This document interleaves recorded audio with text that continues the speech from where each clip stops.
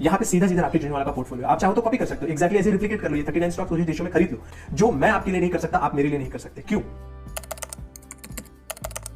Hello financial fighters, मेरा नाम है Lokesh Tiwari and be financially free channel में आपका एक बार फिर से स्वागत है। एक और अमेजिंग टॉपिक के साथ मैं आ गया हूं और आज हम देखने वाले one of the ace investors Rakesh Jhunjhunwala का पोर्टफोलियो। आज हम उनसे सीखने वाले हैं कि कैसे हम अपना पोर्टफोलियो बिल्ड कर सकते हैं और क्या क्या चीजें हम अपने पोर्टफोलियो में जरूर ध्यान रख सकते हैं। अगर आपको नहीं पता है राकेश झुंझुनवाला कौन है, तो I would say go to Wikipedia and read about him, but I will tell you about him in short. Rakesh Jhunjhunwala is one of the ace investors guys, ace investors जिनका पोर्टफोलियो का साइज लगभग 24,000 करोड़ से ज्यादा का है, ठीक है। और वो लगभग 40 साल से इन्वेस्टिंग कर रहे हैं। इन्वेस्टिंग एक ऐसी चीज है ना, अगर आपको समझ में आ गई तो आप पैसिवली काम करके भी बहुत अच्छा खासा वेल्थ जनरेट कर सकते हो। ना इसे पैसिवली मतलब आपको रिसर्च करनी है, पता करना है आराम से अपने पेस पे, एंड देन एक सही कंपनी चुन के आपको इन्वेस्ट करना होगा। इट्स नॉट लाइक 9 to 5 का जॉब आप जा रहे हो, देख रहे हो, ऐसा नहीं होगा। बट उसके लिए आपके पास एक अच्छा कॉर्पस होना चाहिए, अच्छा नॉलेज होना चाहिए, फंडामेंटल्स बहुत ही क्लियर होने चाहिए। चलिए बिना देर किए हुए राकेश झुंझुनवाला का पोर्टफोलियो एक बार पहले देखते हैं कि किस तरीके से उन्होंने पोर्टफोलियो बनाया हुआ है। अगर आप देखोगे Rakesh Jhunjhunwala associate and portfolio, इनका जो नेट वर्थ है वो 24,000 करोड़ से ज़्यादा का है।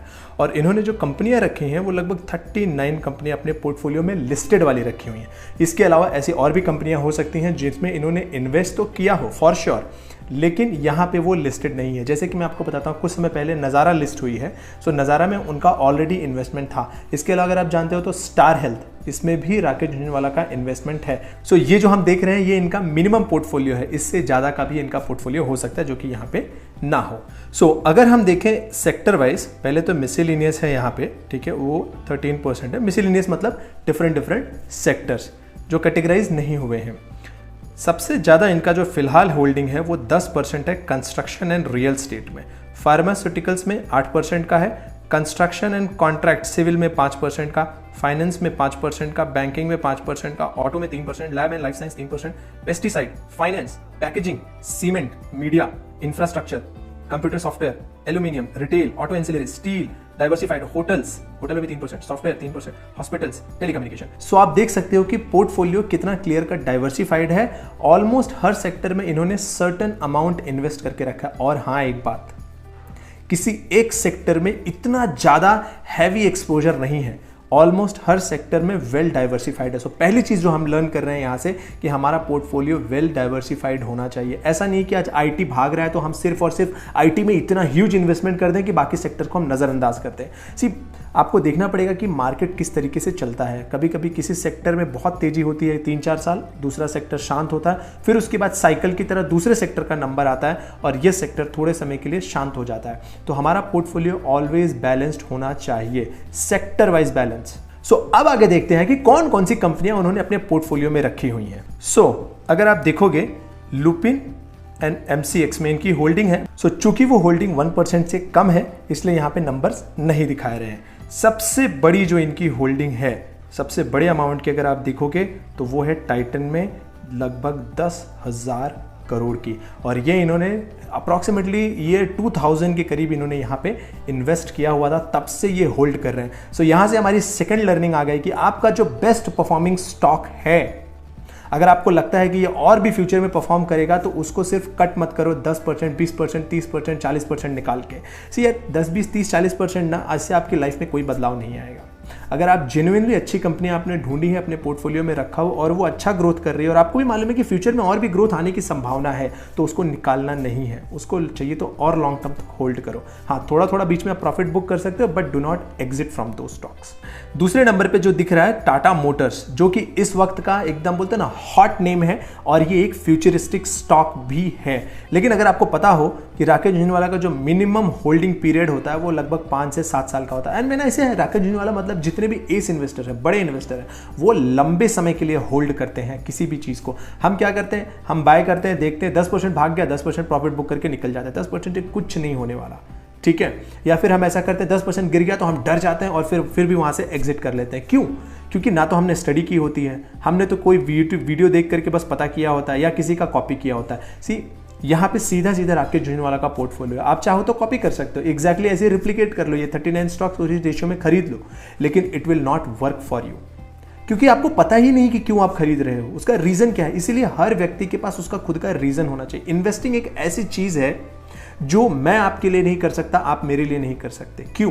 क्योंकि इसका एक्सटर्नल आउटपुट से ज्यादा इंटरनल थिंकिंग का बहुत बड़ा प्रभाव है कि आप सोच क्या रहे हो उस कंपनी के बारे में। अगर आपको लगता है कि ये बिजनेस बहुत अच्छा परफॉर्म करेगा तो भले बाकी लोग वहां से एग्जिट हो जाए, सी बाइंग एंड सेलिंग ऑलवेज चलती रहेगी। मार्केट होता ही इसलिए कि कोई ना कोई बाय कर रहा है, तो जाहिर सी बात है कोई ना कोई सेल ही कर रहा होगा। जो सेल कर रहा होगा उसके स्टडी के हिसाब से अब वो फ्रूटफुल नहीं है, जो बाय कर रहा होगा उसके स्टडी के हिसाब से वो फ्रूटफुल है। तो ये मार्केट का मीनिंग ही यही है कि एक बायर एक सेलर ऑलवेज अवेलेबल होंगे, बट आपको सोचना है आपकी स्टडी क्या कहती है। सो ये हमारी अभी तक की थर्ड लर्निंग हो गई। सो इसके अलावा अगर आप देखोगे क्रिसिल में भी एक अच्छी खासी होल्डिंग है उनकी, 1000 करोड़ से ज्यादा की। एस्कॉर्ट में है, सेल में उनकी होल्डिंग है which is steel authority of India. Forties में है, फेडरल बैंक यानी कि बैंक में भी वो बुलिश है और वहां पे उन्होंने अपनी एक मजबूत होल्डिंग रखी हुई है। ये सारे फिगर्स गाइस करोर्स में है, ये सारे फिगर्स करोर्स में है। नजारा टेक जो कि अभी रिसेंटली लिस्टेड हुआ, उसमें भी उनकी अच्छी खासी होल्डिंग है। कैनरा बैंक में उन्होंने एक अच्छी खासी होल्डिंग रखी हुई है। जुबिलिएंट फार्मोवा, इसमें भी इन्होंने अच्छी खासी होल्डिंग रखी हुई है। इसके अलावा एनसीसी, डेल्टा कॉर्प एक ऐसी कंपनी है जो कि गेमिंग में है, कसिनो में है, और इस वक्त इस क्वार्टर, अगले 2 क्वार्टर डेफिनेटली गोवा में कसिनो बहुत चलने वाला है और इस कंपनी के रिजल्ट भी बहुत अच्छे आएंगे। इसके अलावा अगर आपको पता है अड्डा 52 जो ऑनलाइन गेमिंग है वो भी इसी कंपनी के अंडर आता है, तो इस कंपनी का ऑनलाइन एंड ऑफलाइन दोनों प्रेजेंस है। अगले 2-3 क्वार्टर तो इस कंपनी का सेल्स ग्रोथ सब कुछ बहुत बेहतर रहने वाला है। उसके बाद I don't know, may be ये स्टेबल हो जाएगा, बट अगले 2-3 क्वार्टर तो फॉर श्योर बहुत अच्छा खासा ग्रोथ रहने वाला है इस कंपनी में। जुबिलेंट इंग्रीवा इंडियन होटल्स कंपनी, ये भी वो कंपनी है जो अगले 3-4 क्वार्टर अच्छा ही करने वाली है, क्योंकि जैसे ही लॉकडाउन खुलते जा रहा है, लोग बाहर निकलना चाहते हैं, घूमने जाना चाहते हैं, तो होटल्स की बुकिंग भी बहुत अच्छी जा रही है, तो ये कंपनी भी अच्छा करेगी 2-4 अगले क्वार्टर। सो इससे हमें ये समझ में आता है कि देखो इन्वेस्टर सोचते कैसे हैं, ये दूर का सोच रहे हैं, ये अगले कल परसों का नहीं सोच रहे हैं 10% बढ़ जाएगा, 5% बढ़ जाएगा, ये सोच रहे हैं कि यार अगले 8 महीने, अगले 10 महीने ये इंडस्ट्री अच्छा करने वाली है, तो इस इंडस्ट्री के मैं कुछ अच्छे स्टॉक्स ढूंढूं जो एक रीजनेबल प्राइस पे मिल रहे हैं और मैं उनको कुछ लंबे समय तक होल्ड करूं, ताकि जब तक इनका बिजनेस ग्रो करता रहे मेरे पोर्टफोलियो की भी ग्रोथ होती रहे।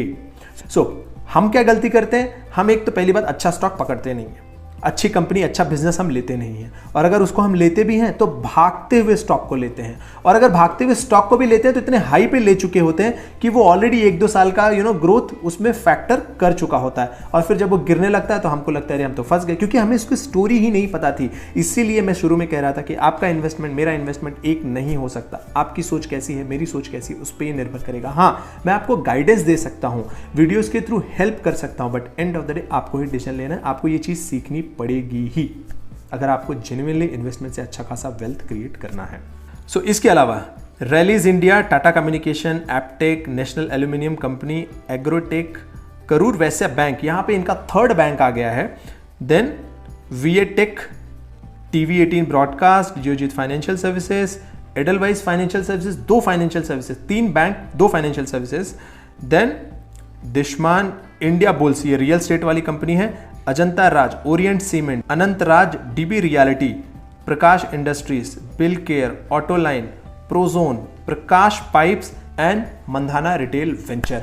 सो अब आपको राकेश झुनझुनवाला का पूरा पोर्टफोलियो पता है, आपको पता है कि वो एस इन्वेस्टर है, जाहिर सी बात है उन्होंने ग्रोथ के लिए इसमें इन्वेस्ट किया होगा 101% ना। वो तो ऐसा सोचेंगे नहीं कि यार इसमें बराबर ही रहेगा या नीचे आ जाएगा या 2 साल बाद ग्रोथ है, ऐसा तो ये सोचेंगे नहीं।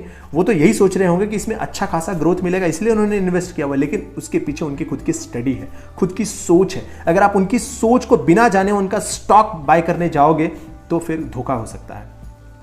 सो आप स्टडी करो, आप खुद भी ढूंढने का प्रयास करो कि इस कंपनी में ऐसा क्या अच्छा है जो राकेश झुनझुनवाला को बेहतरीन लगा होगा, फ्यूचरिस्टिक लगा होगा और उन्होंने इसको बाय किया हुआ है।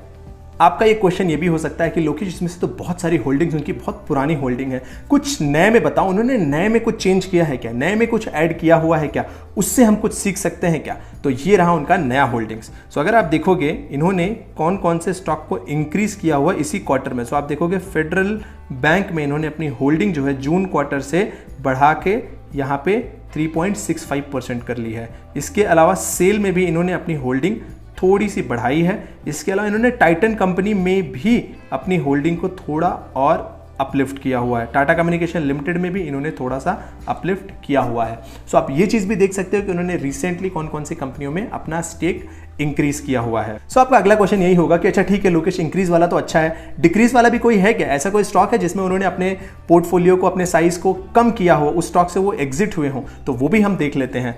सो अगर आप देखोगे तो इन्होंने मंधाना रिटेल वेंचर में अपना पोर्टफोलियो का साइज थोड़ा कम किया, काफ़ी कम किया हुआ है एक्चुअली। उसके बाद अनंतराज ग्लोबल में भी कम किया हुआ है, इंडिया बुल्स में भी कम किया हुआ है, Rallis India, Fortis, Tata Motors में भी थोड़ा सा कम किया हुआ है, एपटेक में कम किया हुआ है, Crisil and then Geojit Financial Services, इनमें सब में थोड़ा थोड़ा कम किया हुआ है। यहाँ पे आप सीधा पढ़ सकते हो कि कितना परसेंटेज उन्होंने कम किया हुआ है। एक चीज़ और भी यहाँ में सीख मिलती है, जैसे हम में से कई सारे लोग हैं जो डेली ट्रेड करना पसंद करते हैं, डेली कुछ ना कुछ उनको बाय करना है, डेली कुछ ना कुछ उनको सेल करना है, उनको लगता है बस बाय सेल नहीं करेंगे ना तो प्रॉफिट नहीं आएगा।